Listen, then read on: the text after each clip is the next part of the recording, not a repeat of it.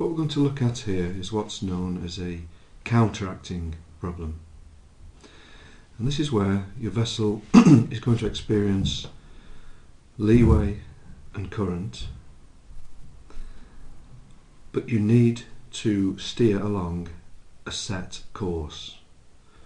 So what you need to do is counteract what's going to happen to you to ensure that you can maintain a set course. So it's known as a counteracting problem. You'll be able to recognise a counteracting problem because you will need an initial position and a final position. So you'll need a position to steam from and to steam to.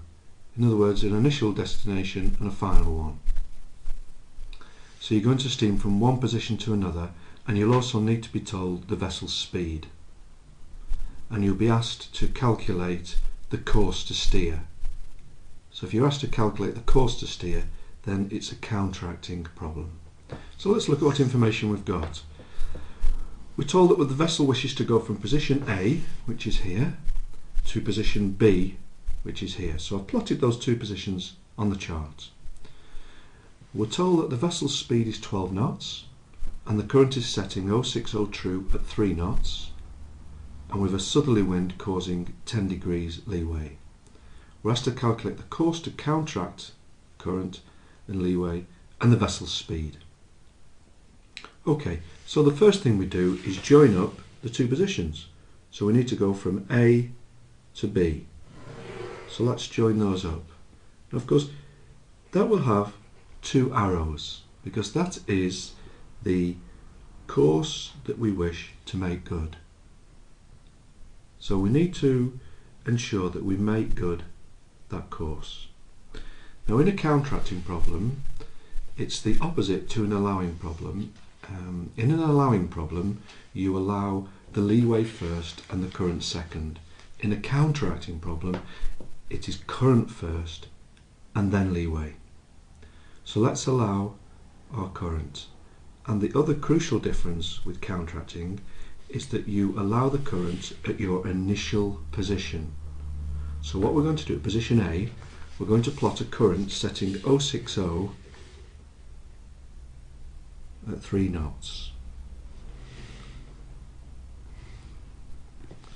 And the current of course has 3 arrows. So we've plotted there the current and it goes towards, so it sets towards 060 and it's at 3 knots. So let's plot that position there. So we've plotted the current for 1 hour, 060 at 3 knots.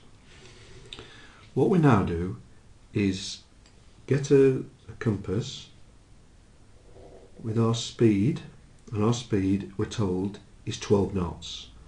So we get a distance of 12 knots on the compass, we position it at the end of the current and then we score a line on our actual course line.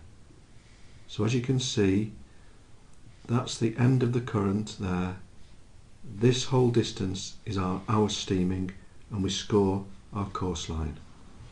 We then join up from the end of the current to where we have scored the course line. And that then there becomes our water track. In other words, that is what we want to steer to maintain this course.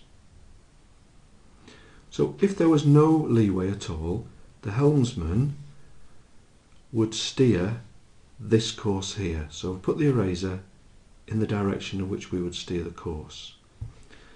So from position A, we would steer that course. So our vessel would go along our course line, pointing in a southerly direction. And that is because the current is pushing us at a direction of 060. So as we are steaming along here, we're being pushed. So although our head is pointing away from the course line, we will actually maintain that course line if the current is as we think it is. So that's the course we will steer, allowing for the current. Let's just check what that is, and that will be a course of 143 degrees. So let's write on here, we will need to steer 143 degrees to counteract the current. Now what about the leeway? We're told that it's a southerly wind causing 10 degrees leeway. So what's happening is the wind from the south is going to push us 10 degrees. And if we do nothing about it, we're going to be blown off course 10 degrees. So when you counteract leeway, you steer into the wind. So in other words, we will have to alter our course 10 degrees into the southerly wind. So off the course here, our water track, we've got as 143. So we allow 10 degrees southerly leeway, which in effect means that our helmsman will steer 153. So the ship's head will be 153.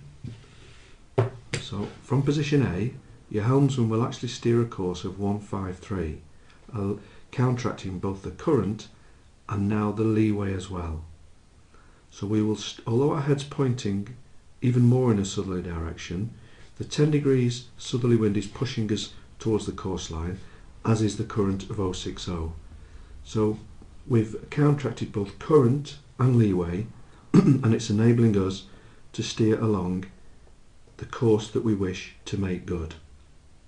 So this is a counteracting problem where we've allowed the current initially run our speed for an hour and then calculated the course, the water track. So this is the water track that we need to make through the water to go along this line, and as I explained just before, we've allowed the leeway as well. What about the speed that we're actually maintaining? Well, in an hour we'll actually go from position A to where we've scored our course line. So we think that we're doing 12 knots, whereas in actual fact we're actually steaming 13 knots. So the vessel's speed is 13 knots, and that's because this current of 060 is actually pushing us slightly from behind. So over an hour it will enable us to steam at 1 knot quicker. So we'll be doing 13 knots, although the engine tells us we're doing 12 knots, and it's the 13 knots is because the current is helping us. So that's how we calculate the course on the paper here, the course to counteract the current and leeway and the vessel's speed. So just to quickly sum up, you allow for the current first and the leeway second. So with counteracting, easy way to remember it, counteracting begins with C, current begins with C. So when it's counteracting, it's current first, leeway second.